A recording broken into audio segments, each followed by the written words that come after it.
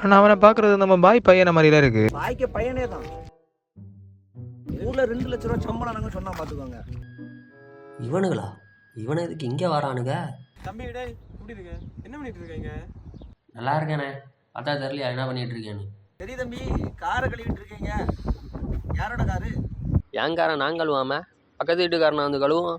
அது சரி தம்பி, கார் வாங்க எவ்வளோ ஆச்சு மொத்தம்? அது பல லட்சம் ஆகும்ண்ணே. அண்ணா ஒரு நிமிஷம், நான் இப்போ வரேன். வேணாங்க பரவாயில்ல, வச்சுக்கோங்க டிப்ஸ். சரி தம்பி பாப்பா. பரவாயில்ல குமார், டிப்ஸ் எல்லாம் கொடுக்குறாப்புல. ஆறு வச்சிருக்காப்புல, எல்லாம் வச்சிருக்காப்புல. ஆளு பெரிய ஆளுதான். ஃபிளாஷ்பேக். அண்ணா ஒரு நிமிஷம், நான் இப்போ வரேன். அண்ணா ஊருக்கார பையன் வந்திருக்கானே, கார் என் காருன்னு சொல்லியிருக்கேன். காரை கழுவ கொடுத்ததுக்கு என்னெல்லாம் நடிக்க வேண்டியதா இருக்கு. எங்க கிட்டியா